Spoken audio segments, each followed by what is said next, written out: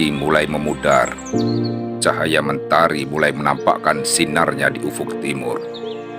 Burung-burung berterbangan ke sana kemari sambil berkicau menyambut riang turunnya selimut bumi.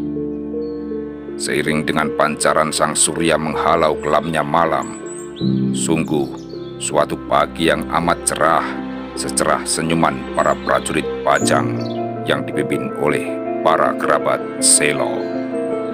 Senyum merekah mengiringi perjalanan mereka kembali menuju Pajang setelah berhasil menaklukkan negeri Jipang Panolan. Tak terkecuali para kerabat Selo yang masih tersenyum lebar karena berhasil menunaikan tugas yang teramat berat dari Sultan Hadiwijaya. Namun, tiba-tiba saja senyum mereka berubah seketika ketika Ki Wirojaya memberanikan diri untuk mengatakan yang sesungguhnya masih menjadi beban pikiran para kerabat Selo, terutama Ki Pamanahan dan Ki Panjawi. Sekarang, sebagai pimpinan pasukan Senopati Pajang dalam perang ini, Kakang Pamanahan harus berani menanyakan yang pernah dijanjikan oleh Sultan. Celetuk Ki Wirojaya yang membuat raut wajah para kerabat Selo langsung berubah. Ki Pamanahan menghela napas, namun seulas senyuman kecil masih terlukis di wajah pimpinan kerabat Selo tersebut. Sebagai orang Selo, kita harus tetap berjuang tanpa pamrih. Kita memang tidak mengharapkan pamrih. Adi Sultan sendiri yang pernah berniat untuk memberikan hadiah, seru Ki Juru Mertani. Ki Wirojaya langsung menimpali. Benar, Kakang. Maaf, bukannya saya pamrih, tapi itu hak kami, sesuai dengan yang dijanjikan oleh Gusti Sultan. Iya, saya berterima kasih kepada Adi Juru dan Adi Wirojaya yang sudah mengingatkan saya. Tetapi yang tertua dari kerabat Selo saya memang berkewajiban untuk mengikatkan Adi Sultan. Tapi biar Adi Sultan sendiri yang berkenan memberikannya. Saya tidak akan mengadili. Pungkas Ki Juru Pamanahan dengan suara datar yang membuat para wali Selo mahfum dengan sikap pemanahan yang mencerminkan watak orang-orang Selo. Sesampainya di kota Raja Pajang, para prajurit Pajang yang dipimpin oleh para kerabat Selo tersebut mendapat sambutan yang sangat meriah. Sang Sultan sendiri langsung menjemput mereka dengan kereta kebesaran keraton. Ki Pamanahan, Ki Panjawi, Ki Juru Martani mendapat kehormatan untuk ikut naik kereta kebesaran keraton milik Sultan sampai keraton Pajang. Sesampainya di keraton Pajang, para kerabat Selo pun langsung diterima di Balai Penghadapan Agung yang juga menyaksikan semua kerabat Pajang. Ki Pamanahan langsung melaporkan semua tugas yang ia emban sebagai senopati perang.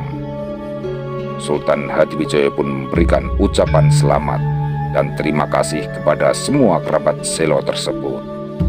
Hingga akhirnya Sultan mulai berbicara soal pemberian hadiah yang pernah ia janjikan kepada siapa saja yang berhasil menumpas Aryo Penangsang.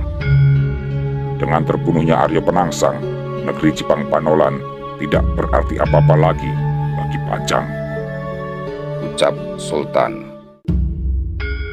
Ki Pamanahan menjura rasa hormat sebelum menjawab.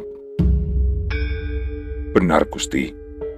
Kekuatan Pajang di pesisir utara akan lebih mantap. Ki Panjawi pun ikut menimpali setelah menjura. Selain pesisir utara, Jipang yang sudah kita kuasai juga merupakan pintu masuk bagi Pajang untuk melebarkan sayap kekuasaan Bang Wetan. Sultan mengangguk sambil tersenyum sumringah. Ya, aku berterima kasih atas perjuangan dan pengorbanan kalian orang-orang Selo, terutama pada Kakang Pamanahan dan Kakang Panjawi yang berhasil membunuh Aryo Penangsang. Menurut Babat Tanah Jawa, yang dilaporkan berhasil membunuh Aryo Penangsang adalah Ki Pamanahan dan Ki Panjawi, bukan Sutawijaya. Hal ini dilakukan atas saran Ki Juru Martani agar Sultan tidak melupakan janjinya untuk memberikan tanah Mataram dan tanah Pati kepada Ki Pamanahan dan Ki Panjawi.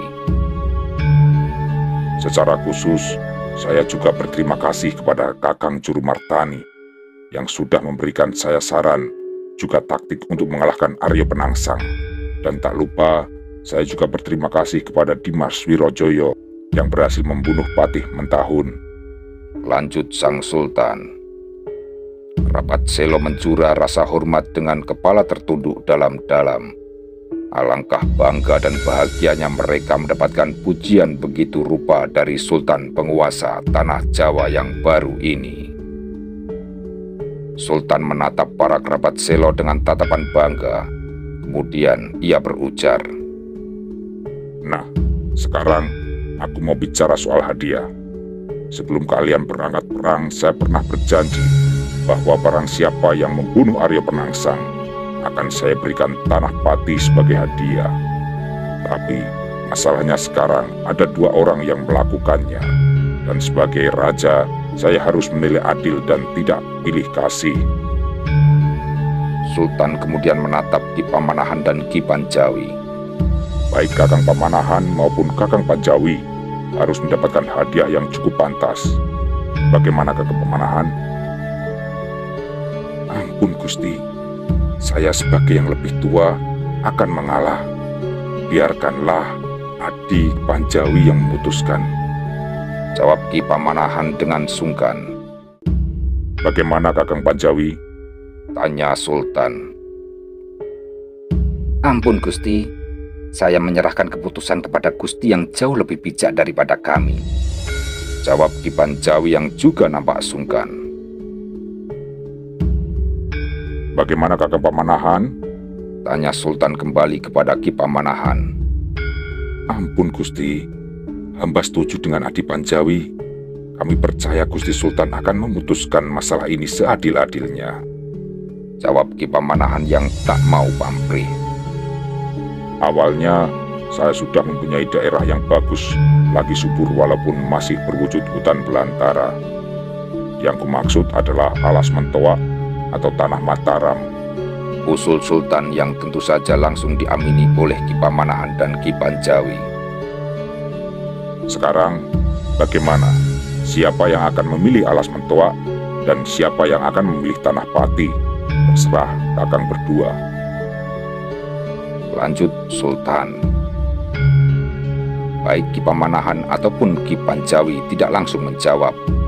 Mereka terdiam untuk berpikir sejenak. Namun kemudian Ki Pamanahan yang terlebih dahulu mengambil keputusan. Ia memilih Alas Mentoa yang masih berupa hutan belantara untuk mengalah kepada adiknya Ki Panjawi. Ampun Gusti, kalau hamba boleh memilih, biarlah hamba yang memilih Alas Mentoa. Jawaban tersebut cukup mengejutkan Ki Panjawi, karena ia tadi hendak mengalah untuk mengambil Alas Mentoa, karena waktu itu Tanah Pati sudah maju dan makmur daerahnya. Sultan mengangguk. Bagus. Bagaimana Kakang Panjawi? Kakang Pamanahan sudah memilih daerah yang ia senangi. Meskipun merasa agak tak enak pada kakaknya Ki Pamanahan, Ki Panjawi tak punya pilihan lain. Ia pun menjurah hormat. Ampun Gusti, apa yang sudah Gusti berikan kepada hamba akan hamba terima dengan baik. Baiklah, soal hadiah untuk Kakang Pamanahan dan Kakang Panjawi sudah diselesaikan. Sekarang, aku punya satu hadiah lagi untuk adikku, Adi Wirojoyo, yang tak kalah berjasa untuk penaklukan ke Jipang ini, ujar Sultan Hadiwijoyo. Sungguh tak terkira oleh Ki Wirojoyo bahwa ia akan disanjung sedemikian rupa oleh Sultan. Ia pun menjura dengan sungkan. Ampun Gusti, hamba hanya menjalankan tugas dari Gusti. Sultan tersenyum mendengar jawaban dari salah satu saudara angkatnya yang pandai merendah tersebut. Kesetiaanmu itulah yang aku harapkan. Aku juga punya hadiah yang cukup pantas atas jasamu yang berhasil membunuh Patih Arya Mentahun. Akan aku anugerahkan keris pusaka Kiai Blara sebagai ganjaran atas jasa dan kesetiaanmu. Sungguh suatu anugerah yang tak terkira oleh Ki Wirojoyo, karena perjuangan dan kesetiaannya pada Sultan tanpa pamrih. Semuanya ia lakukan demi mengangkat harkat dan derajat para kerabat Selo, terutama Ki Pamanahan yang menurut wasiat Ki Ageng Selo, kelak ia akan menurunkan raja-raja penguasa tanah Jawa. Ki Wirojoyo pun hanya bisa menjura dan mengucapkan terima kasih kepada Sang Sultan. Nah, soal hadiah sebagai ganjaran kalian yang telah berjasa besar kepada negeri ini telah aku selesaikan dengan baik. Sabdaku sebagai raja telah kusabdakan kepada kalian semuanya. Tegas Sultan kepada semua yang hadir. Kakang Panjawi bisa langsung ke Pati. Pimpinlah daerahmu dengan baik agar terus berkembang menjadi daerah yang makmur, ujar Sang Sultan. Terima kasih Kanjeng Sultan, jura Ki Panjawi. Sang Sultan terdiam sejenak, seperti ada yang ia pikirkan. Dengan suara agak tersendat, di awal ia berucap, Tapi untuk Kakang Pamanahan, aku minta maaf karena sekarang belum bisa memberikan tanah Mataram. Akan kubenahi dulu tanahnya. Aku akan memerintahkan untuk membuka ladang-ladang pertanian agar pantas kuserahkan kepada Kakang sebagai tanah perdikan. Ki Pamanahan agak kecewa karena ia dan seluruh kerabat Selo pun sanggup untuk membuka lahan tanah hutan Mentoa tersebut. Namun, ia menerima dengan ikhlas apa yang dikatakan oleh Sultan tersebut. Demikianlah, seluruh kerabat Selo menerima anugerah dari Sultan dengan sukacita. Ki Panjawi langsung mendapatkan tanah Pati, Ki Pamanahan mendapat tanah Mataram, meskipun harus tertunda. Sedangkan Ki Wirojoyo mendapatkan hadiah berupa keris pusaka bernama keris Kiai Blara. Sedangkan Ki Juru Mertani sudah cukup senang untuk dapat mendampingi Ki Pamanahan untuk mengolah tanah Mataram.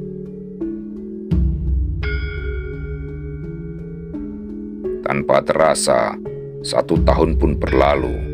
Sultan Pajang ternyata enggan memenuhi janjinya untuk memberikan tanah Mataram kepada Ki Pamanahan.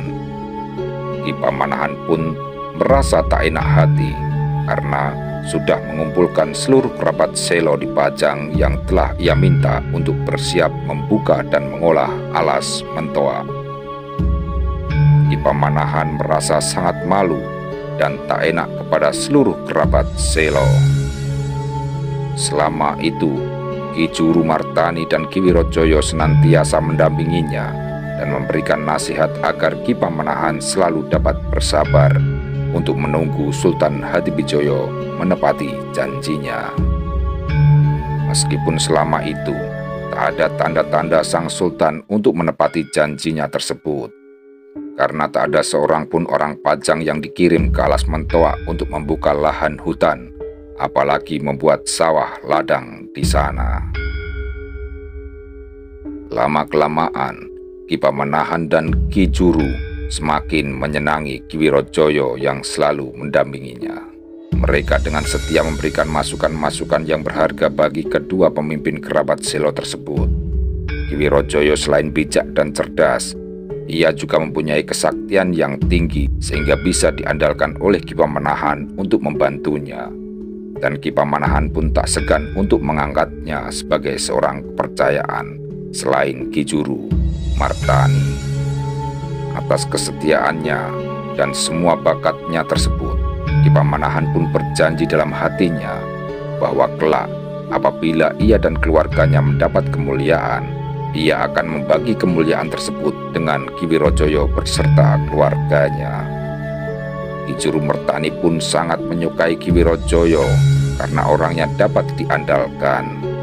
Maka ia menyarankan kepada Ki Pamanahan agar Ki Wirojoyo diangkat sebagai guru dan salah satu penasehat dan pengasuh Suto Wijoyo, putra sulung Ki Pamanahan.